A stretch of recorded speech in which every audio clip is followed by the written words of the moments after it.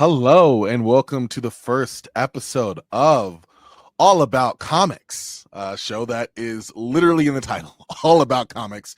I'm your host, Corban Ford, joined by my friend, co-host of the show, fellow comic aficionado, Jay.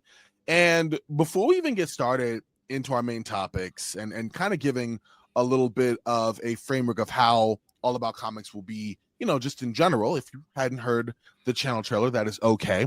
We wanted to share our origin stories, kind of what got us into comics, some seminal books or creators that we remember that really spurred us on the path that we are on today. So first, Jade, I want you to introduce yourself. Thank you for joining me in this endeavor, and please share with people your comic origin story. All right. Thanks, Corbin. Well, like Corbin said, my name's Jay, and I really appreciate Corbin asking me to be on the show with him. He and I, years ago, bonded over our love of comics. And it wasn't just a love of mutual superheroes. This man has a love for the comic books medium, which I do as well. And so I think that's what really, got our friendship, the kindling that got our friendship started. And so I appreciate you, man, always including me in your projects and keeping me in mind. And so with that said, my origin story into comics probably started with TV shows. I'm I'm a bit older, so I remember, the Incredible Hulk TV show, the Wonder Woman TV show. I'm not that old. I remember, Batman, the 1966 Batman show, but it was on reruns all the time when I was younger. It was always on TV.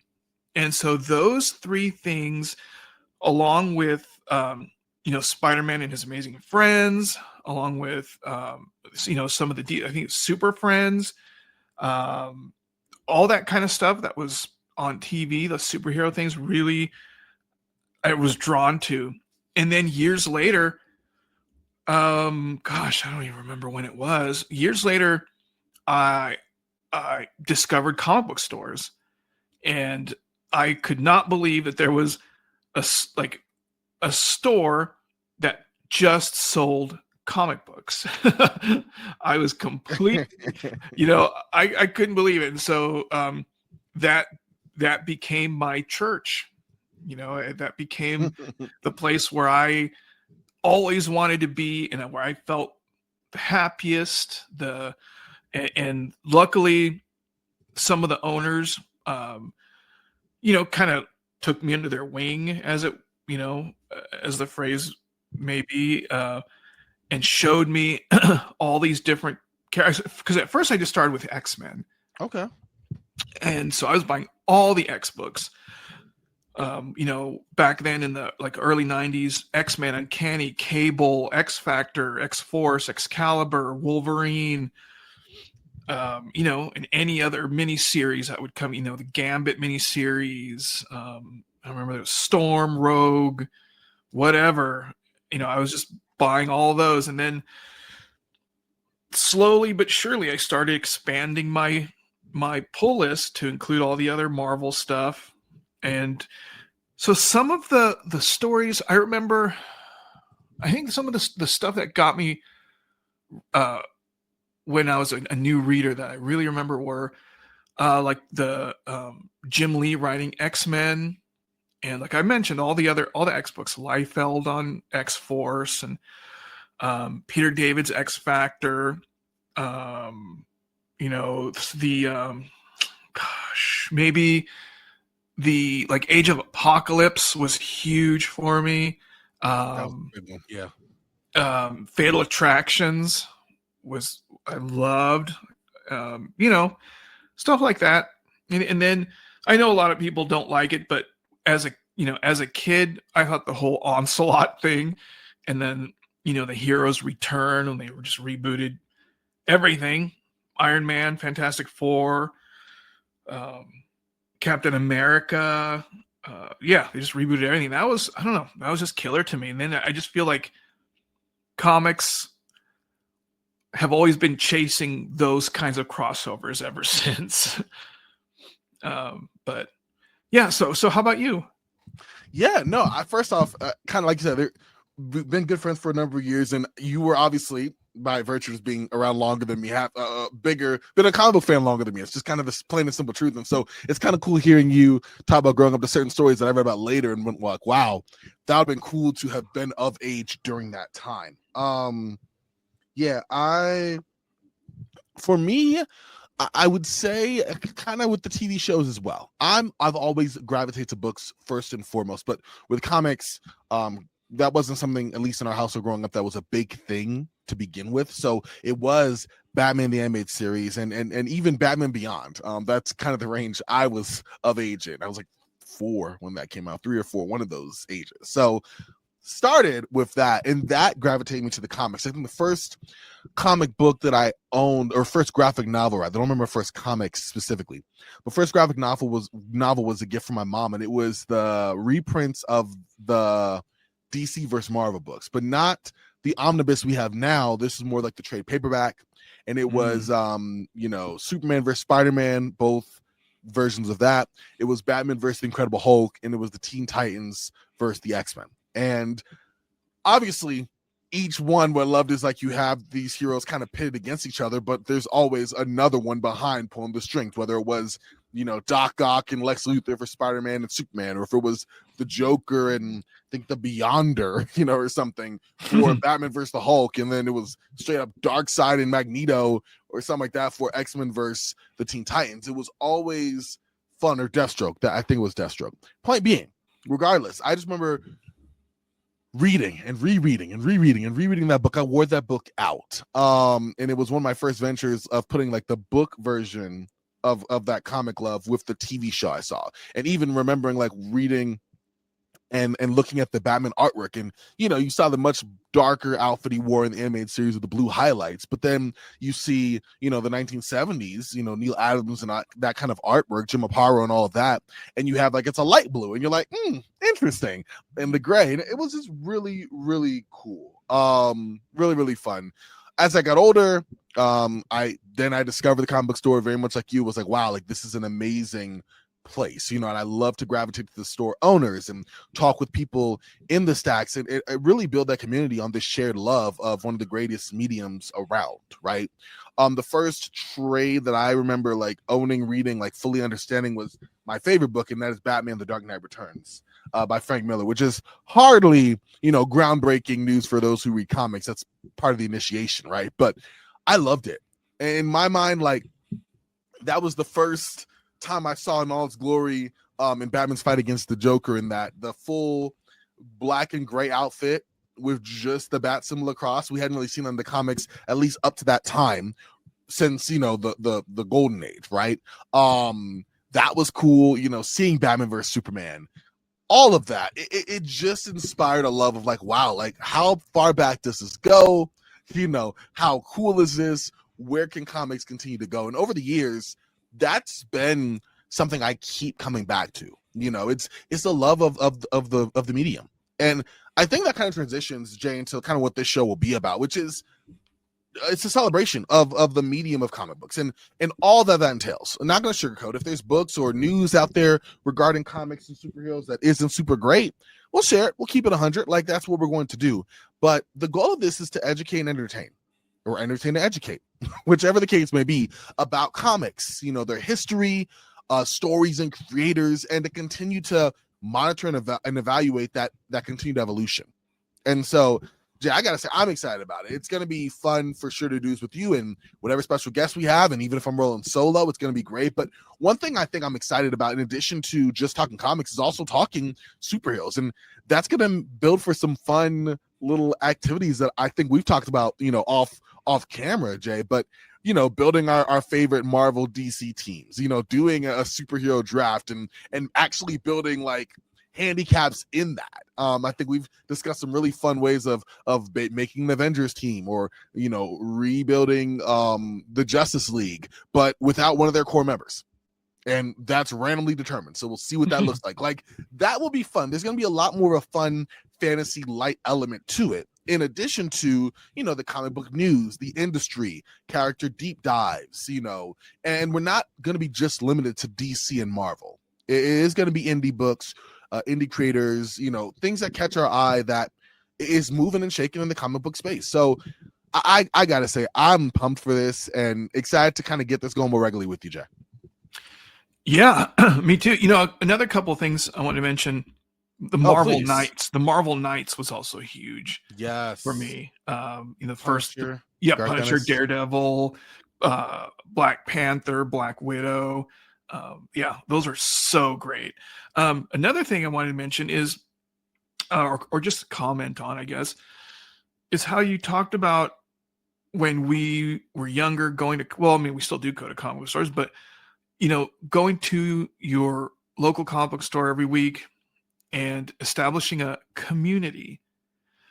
And that, I feel, is something that is lacking. It's different. It's a lot different going to a comic book store, seeing the same people there every Wednesday, picking up their books. You talk about it. You're right there face to face, as opposed to like going on Reddit and just have everybody either agreeing with you or completely belittling you for your opinion. You know what I mean? Yeah. It's so different. And I know I probably sound, old man yelling at cloud or whatever, but I do think doing things in person establishes a community and relationship with people, with other fans, more than just online.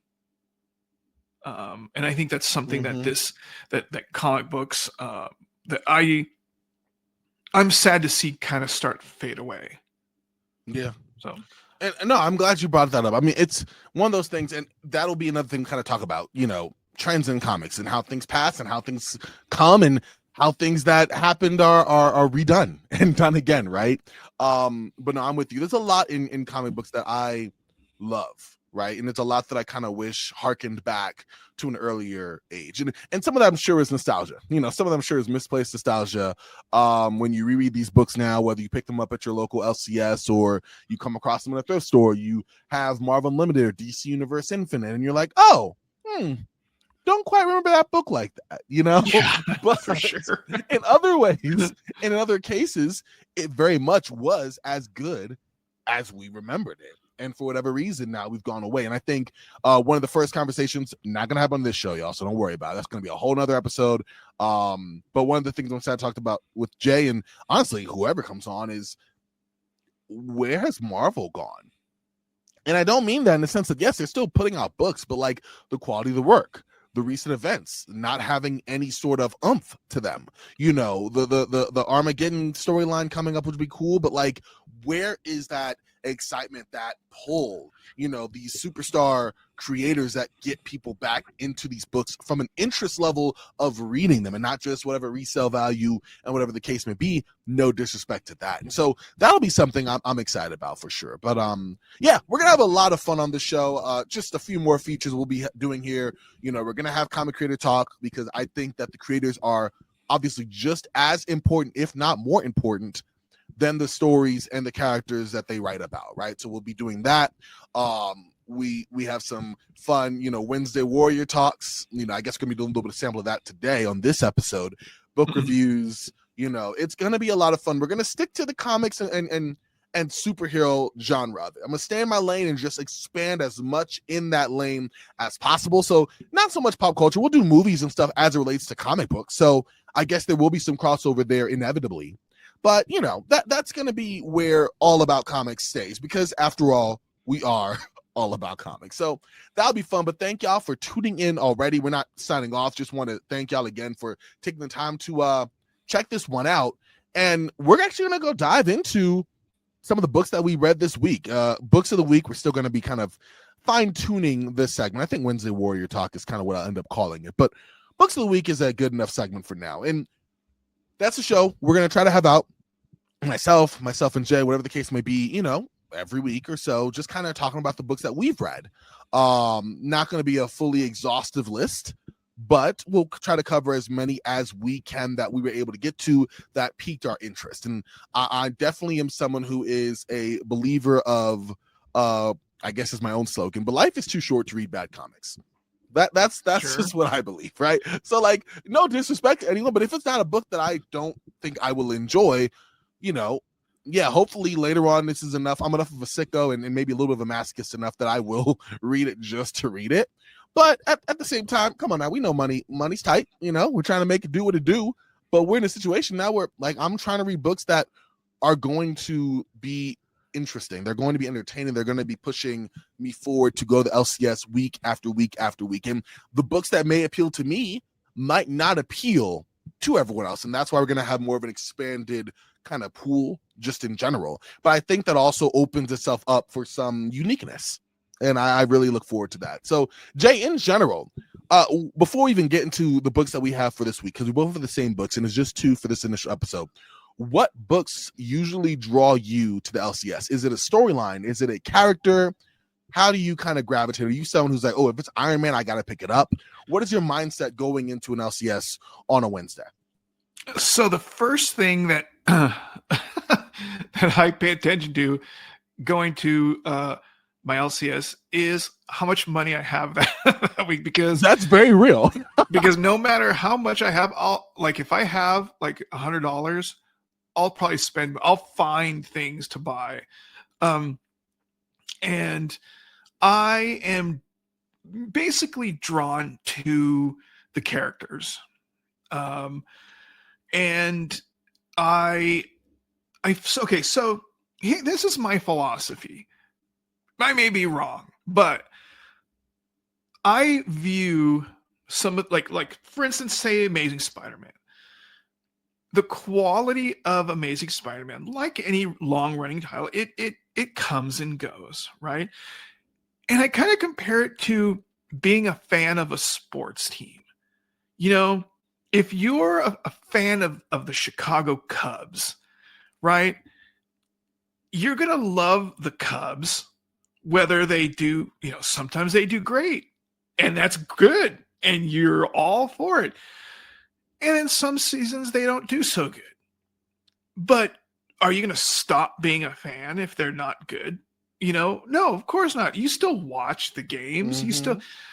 But it's not great. Granted, it's not as fulfilling of being a fan. And it's kind of the same way with comic books.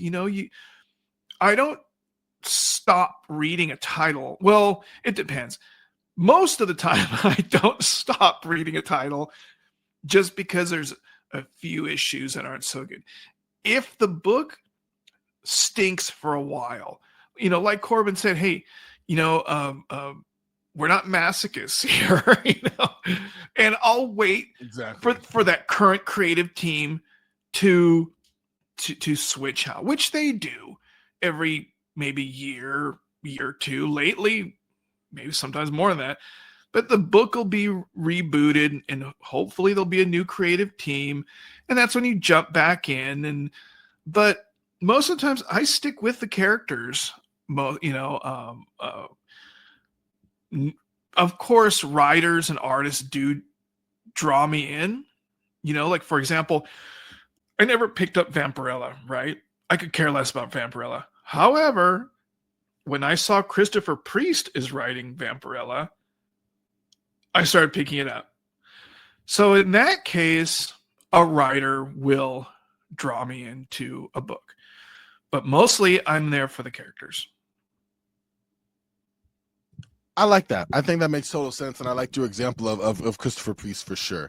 I know for me, it's a mix. I'm sure as we get into a future episode of this, I'll lay some ground rules about how I feel about, comic drama and things of that sort. But like, honestly, like, I don't care. Like that's the short version. There'll be a longer version later on.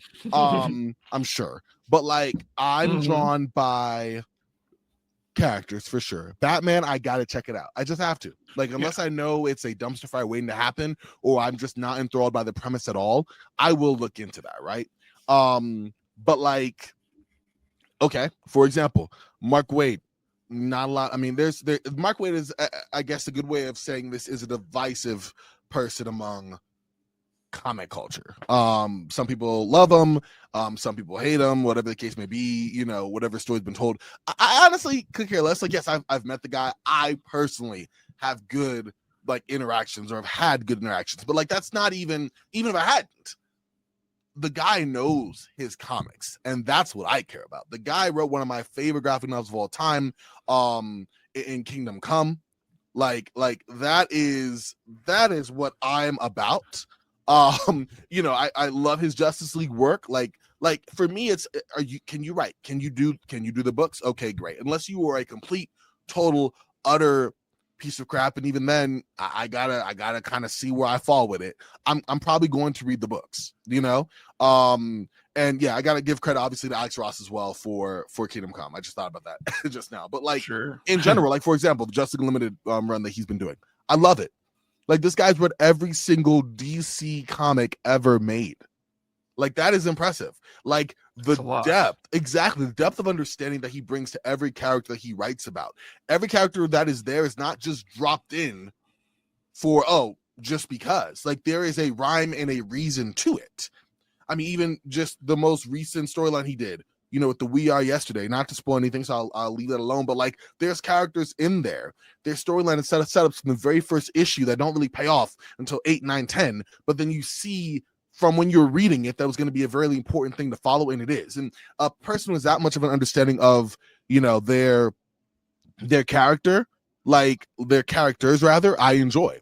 And then whereas maybe juxtaposed with like, I don't know, there was a recent Punisher run which I ended up not enjoying as much, but I read, I think it was David Pepos. And there's a lot there with that. There's a totally different thing. It was David Pepos on that, where Frank Miller is not the Punisher, it's Joe Garrison, and it's more of like a ex-Black Ops, ex-Agent of S.H.I.E.L.D. thing. Like I started reading that and I went, don't know if I like it. No disrespect to Pepos, but like I enjoy a Punisher book with the Punisher in it.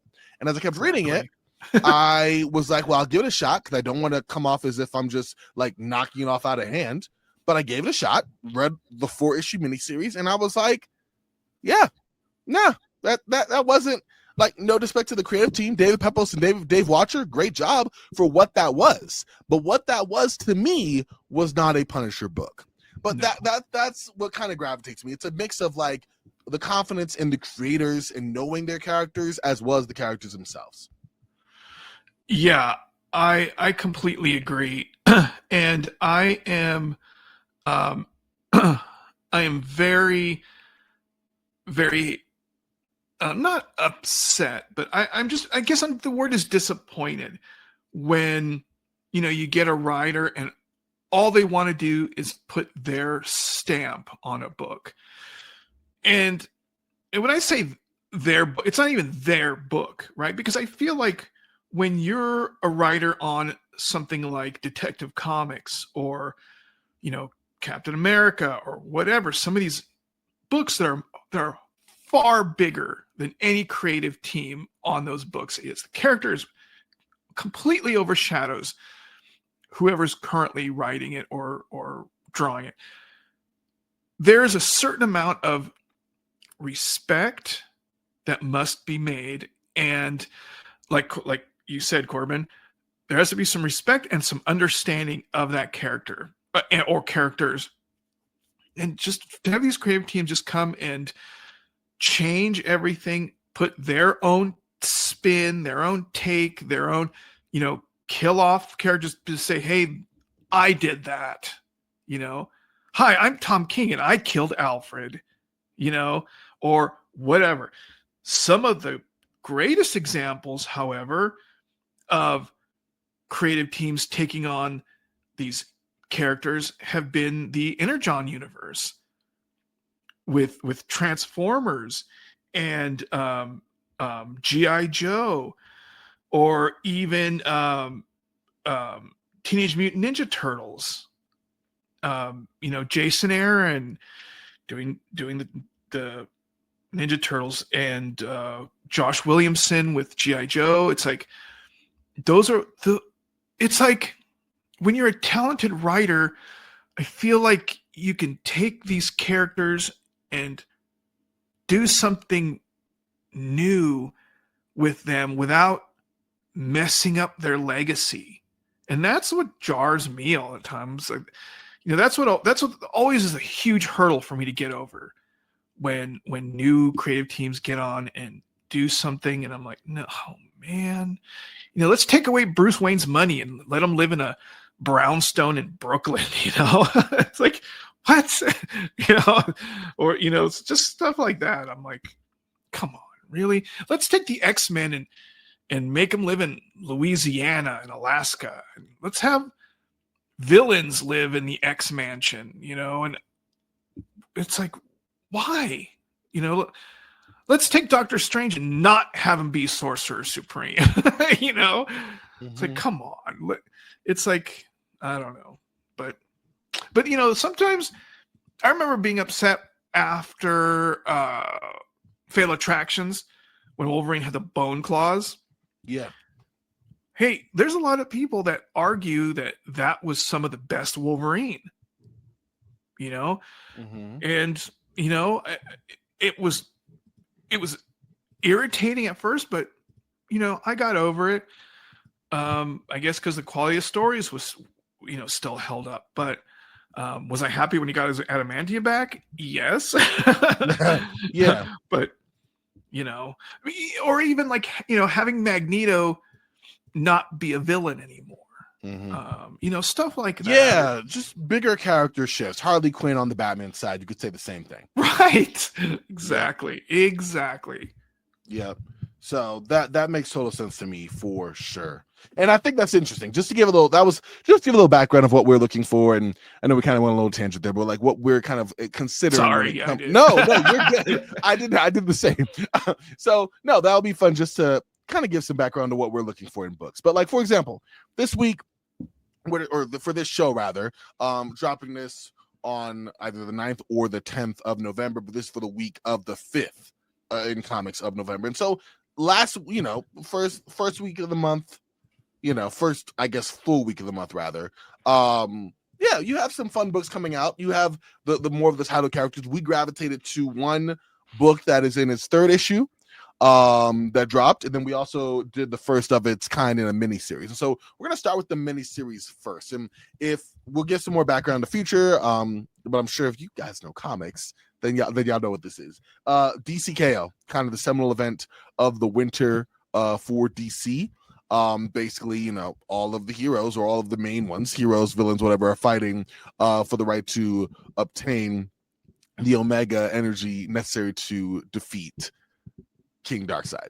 That's basically what it is. But within that is a very fun miniseries that just kicked off, DCKO Knightfight. And this is a Batman-centric version of DCKO. One that I am happy he had, because I do feel like Batman is such a character, almost a force unto himself, that it would bend the direction of the greater series, whatever that looks like, honestly, because we don't know yet. We've only read issue 1. Issue 2 is coming out this month. But he could bend that story in a totally different direction. It's more Batman centric than it had any right to be.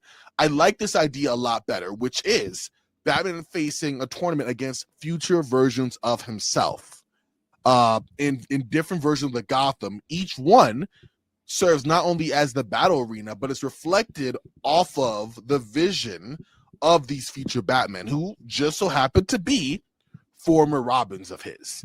The entire concept I was excited for from the beginning. I could not wait. It's written by Joshua Williamson. The art is by Dan Mora, one of my favorite artists in the game. Joshua Williamson is an accomplished writer. We all know this, but I love Dan Mora's art. It's clean yet classic. It just does he does a really good job of just bringing these characters to life. I love him with Mark Waid on Justice League Unlimited. It was great. And so I kind of want to, before we even get started on that, what were your thoughts on DCKO Knightfight as a concept, Jay? Were you excited about this book? Had you kind of been like, hey, I've already seen elements of it before? What were you thinking there? There have been, I guess there have been some elements sometimes other places about stuff like this. but it was kind of funny. The hype for this kind of caught me unaware. Like, I knew about Knightfight just because, I look at all the DCKO stuff, and I've been reading DCKO, and it's in all of its tie-ins, in Flash and Superman and Titans, and then of course the DCKO book. And so I haven't done that in a long time. I usually completely avoid crossovers. The last time I dipped my toe was in what is that? The World According to Doom or whatever, right? One World Under Doom. One World Under Doom. And quickly I'm like, no thanks. And then I just kind of left it. And I don't even know what happened at the end, but clearly nothing, because nothing of note. All the books came and went, and here we are. I think it's over, and everything's still there. Everybody's still the same, But this was like really huge. I just heard a lot of chatter about Knightfight, and so I'm like, oh well, maybe I should anticipate this more than I have been. And it didn't disappoint. I thought it was a really fun book. Like you said, the art's tremendous. The inks are, popping. And I enjoyed it. It was super fun. And I'm enjoying DCKO so far. Clearly we've seen the whole characters must battle kind of thing, but thing that makes it, I feel like the stakes are kind of higher on this, because whoever wins gets to reshape basically the DC universe. They get to reshape the past, the present, and the future of this. And so, of course, depending on who wins, what we're going to see. So that's pretty fun. I feel like those are some high stakes, Yeah. I hear you for sure. I'm gonna push back a little bit in the sense that I don't think it's not high stakes. I guess for me, like I get you. I wonder if, I don't know, maybe this is the comic, like not even the comic. What is the word I'm looking for? Not even the comic jadist in me, if that's even a word. But like I feel like it's gonna inherently be a Superman story. I feel like it has to be that at the end. Like I feel like all this is setting up to be that, and the fact they removed Batman from this event entirely to do this, which, while incredibly cool because I'm a big fan of Knightfight, was for that. But even with that, I was just excited to see a fun book that, whether the stakes are high or they aren't, let these heroes beat up on each other. Let's do a bracket. Let's see who wins. Let's have these discussions that, I don't know, Scott Snyder said people have in comic shops. I, as somebody who wants to have those conversations, maybe I'm not in the right comic shops because I just haven't had them or been a part of those. Yeah. But like, let's have a story that will bring out those kind of conversations. Like, let's do that. I'm all on board with it. So going back specifically more to DC Knightfight, the book itself, the general premise of this is Bruce Wayne, Batman, getting taken off the board really early in DCKO, but his armor had the Heart of Apocalypse to basically take him back, had he been staying in place for too long, to Gotham, so we can get back into the fight and find a way to help win this thing. Instead, he is transported to a different version of Gotham that has a Batman already that isn't Bruce Wayne, even though it also has a Batman that is Bruce Wayne, but he's more of a pariah, since he has been, long story short, using means beyond, let's say, regular earthly resources to keep himself as Batman way longer than he should have been Batman. So he ends up facing off against Dick Grayson, that, would you say, in the comic looked about Batman's age, like currently, like in his mid-40s? He had that kind of Silver Fox action going. Either the same age or maybe even slightly older. I could see that too. Yeah. Yeah, I could totally see that. And what I liked about this book, in the future, we'll probably do more spoilers ahead because it'll have been a couple of days since the book's been dropped, because I really want to dive in this, but I'll probably wait till issue 2 to really do a full one, in general. But like, the way that Josh Williamson has the story framed, it makes total sense how Batman could be in this universe facing off against Dick Grayson as Batman and come off as the enemy, right? Because if we know Dick Grayson as a character, he's not quick to judge, right? He's going to try to work with you and figure it out. It stays true to the character of him. He's not going to be all brooding and mean all of a sudden. Like if another Batman came in the universe in any other situation, you would expect Dick Grayson to be like, hey, like what's going on? This is kind of weird, right? Let's figure out like what we can do to kind of come to resolution, right? In whatever way that way may be, time displacement, copycat, whatever the case may be. But given the situation that Bruce finds himself in this Gotham, that story's already been done. Like due to, again, not spoiling, due to the circumstances within the book, he already comes in as a villain. Like there's nothing more to be said. And even with that, part for exposition for us the reader, but part because Dick Grayson's nature, he still tries to talk to Bruce, and I really did enjoy that. Yeah. One of the things that I don't know, sometimes one of the panels that kind of made me roll my eyes, because this has happened. There's been little hints of this before, but how certain creative teams say, well, Nightwing is Batman, but he's better. I've heard, I have friends of mine who say the exact same thing. Yeah. I mean, geez, I think there's a storyline called Better Than Batman that somebody did. Maybe it was even Chip Zdarsky. I don't remember. But, there's a panel where Dick Grayson's got Bruce on the ground, and he essentially says, I'm better than you because ... and ... and it's like, dude, that doesn't make it better. It just makes him different. And the things that I don't want to go too much into spoilers, like you said, Corbin, but yeah, those reasons why Nightwing says he's better than him are the reasons why I like Batman. I like Bruce Wayne in that as darker, not trusting, keeps things more, plays things closer to the keeps his cards closer to his chest kind of thing. He's not supposed to be functional, kind of, hey, let's give everyone a chance, and it's like, no, he's the Dark Knight. For in more ways than one. He's supposed to strike fear in the hearts of men. That's the whole point. But other than that, I like the book overall. It was generally pretty fun, and I'm definitely gonna keep reading by issue number 2.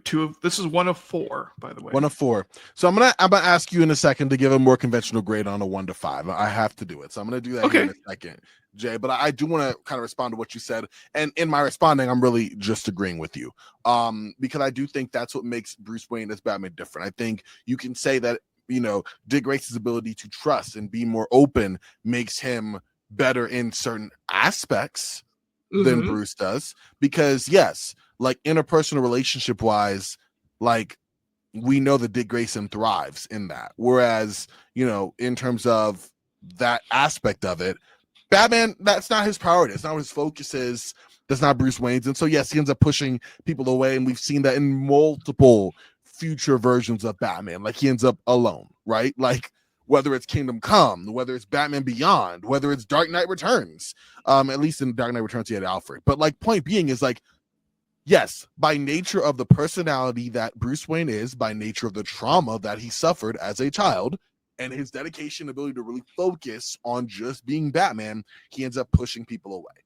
But his tenacity, his ability to never give up, that drive, that intensity that Dick Grayson can't meet on a certain level from a fighting perspective, from a detective perspective. Like, yes, Dick is amazing at that, but like Bruce is a master, and there is a difference between being great and being a master at something. Yeah. It's a difference way up in the clouds, because both of them are really good at what they do, but there is separation there. So I'm with you there. I don't like when people use Dick Grayson being better as a people person than Bruce as an indictment on Bruce any more than I like people looking at Bruce going places that Dick Grayson wouldn't from an intensity, anger, whatever the case may be standpoint, as an indictment on Dick. I think it just makes them better. They're both top tier, and Dick should be as good as Batman in a different way. But I would not say he's better than the one who taught him.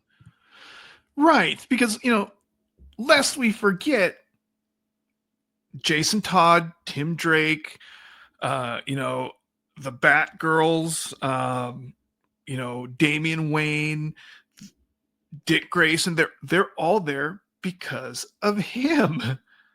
It's like, if he's so rotten to the core, he did something right. It's like, come on. I think you put the nail on the head. Like, that's literally it. Like, at the end of the day, he is the reason that they are there. He is the one who brought them in and trained them. And yes, in some ways they have surpassed him because of the uniqueness of their own personality. But at the end of the day, Batman he's the OG, he's the guy above, and there is a reason for that, for sure. So, nope, right there with you, man. But I'm going to throw it back to you real quick, because I do want to get your thoughts. 1 to 5. Let's do 1 to 5. I don't know. We'll do 1 to 5 stars for now. We'll find a more comic-specific way to grade.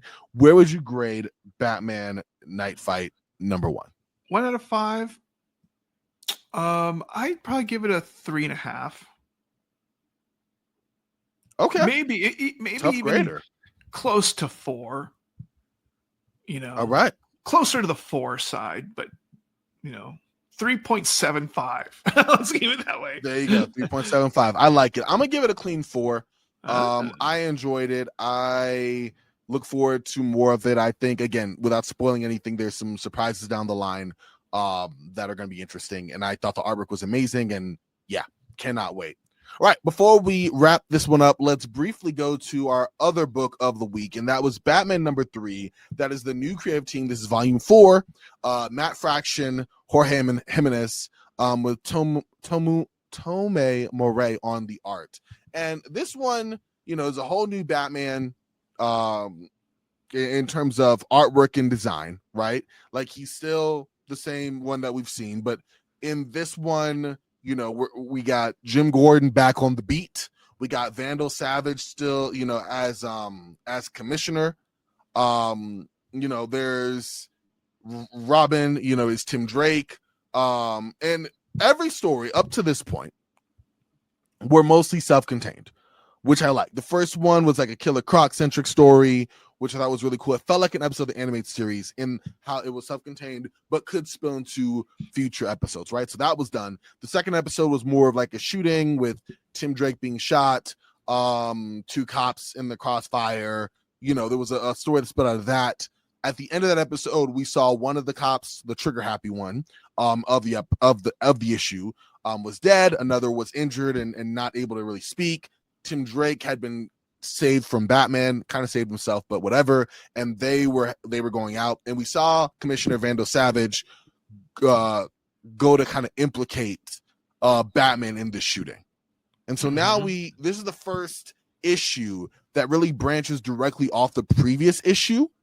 And in this one, we start off with this elderly woman kind of sharing how Gotham's changed over the years to this young kid, and they hear the gunshots. And long story short, this kid is able to catch Vandal Savage, trying to implicate Batman in the scene. Boom. Move forward. We get Bernard, Tim's boyfriend, back in the picture. It's been a while since we saw him in there, but whatever. And then ultimately it's going down the main thrust of this story is Dr. Anna Zeller, has this device. Apparently that it's a headpiece that helps kind of sort out the differences in each person's brain chemistry and balances them out. Long story short, we have a lot of exposition, a lot of background. The Riddler breaks in to Wayne Experimental Sciences building, tries to steal the headpiece. Batman, takes him down, puts him in the Batmobile, and then finds out at the end of it that, Dr. Zeller may or may not be experimenting on these inmates. And real quick, Dr. Zeller is a new character that was introduced in issue 1 of this Matt Fraction run. She's the one who's taking care of a lot of these Arkham Asylum patients. She was the one that was talking to Batman at the very beginning with Killer Croc. So that's the story. I'm explaining it because it's not as clear cut as DCKO Knightfight #1, and it also felt a lot more like all over the place, in my opinion. But I want to get your thoughts, Jeff. Yeah.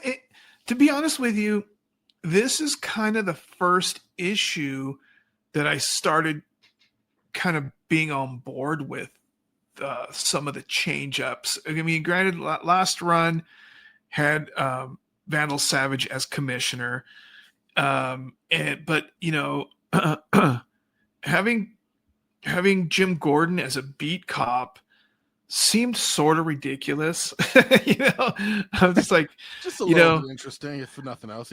Yeah, and you know, having Batman having these weird visions of Alfred was it's almost like you started a new run here. Couldn't you just brought him back? Anyway, I'm a huge I feel like Alfred is the heart of Batman books, and to have him completely not there, or even having somebody else there, just I don't remember who had the run that had Lucius Fox being Batman's kind of like guy in the chair, having the guy that fixes all of his stuff, gives him kind of like his cue in James Bond, hey, this is what I came up with, try this, or hey, I like that second person in the Wayne family mansion. I feel like it's a necessity, and have that absence is kind of lacking for me. So having Alfred there, at least in vision, is somewhat of a start. So I like that, but I feel like a lot of that gelled for me in this book. Like it just started making sense. Like I really like the new bat signal. Did you catch that? The new bat signal is basically a little stuffed animal bat. On the wall. I thought it was cool, like a covert way of getting his attention. Yep. And only a way that Bruce would pick it up too. Yeah. So that was cool. That was funny. I like how I feel like there's a lot of technology in this new Batman. There is. Some of which I think is cool. The invisible suit that was used, sorry if that was a spoiler. I don't think it was. It wasn't that important. Yeah. Also didn't feel necessary to me. It seemed over the top. Yeah. That part. But I do like how you have the little icons in the front, on the top corner, basically like a system analysis of, like for instance, like the part Corban's talking about, Batman used a stealth suit he was waiting for Enigma, and on the top corner it says stealth suit, light bending, noise dampening, and then I can't even read graphite weave, basically the materials. I think that's kind of cool. No, I'm with you. I think you're right. That's just really, really neat and a cool feature that he has been doing throughout the book so far. Yeah. It's whenever he uses some kind of like, technological marvel, it's kind of explained like what it is, how it's working, what it's powered, how it's powered or whatever. Yeah, and that's really, really cool. Okay, so with that information being said, Batman #3, Matt Fraction, Jorge Jimenez, 1 to 5. Jay, where do you grade this book? Oh gosh, I'd say I'm going to say 3. I'm going to say 3. It's not quite there yet for me, but I'm liking it more and more. I'm saying the same. It wasn't bad, and I think talking to you actually point out some of what I maybe was too critical of. So I'm definitely appreciative of that. I did think it felt like it slogged a bit more. That's for sure. But I'm still intrigued in this world that Fraction's building and his interpretation of Batman, and want to see how it looks moving forward. So that'll be fun. But Jay, our first episode is in the books, my friend. Want to thank you for coming on. Do you have anything you want to plug or share before we exit out of this one? No, not really. Just looking forward to next week's books, and yeah. Looking forward to doing another episode. It's going to be a lot of fun. I am very much excited for it. So definitely make sure to stay right here with us on All About Comics. Check out, Corban Knows Comics, the channel. I'll have the link to that in the description here of the show. But Jay, thank you for your time. Thank y'all for staying with it. Keep reading comics, y'all. That's all I got to say there. We'll talk to y'all real soon. All right, y'all.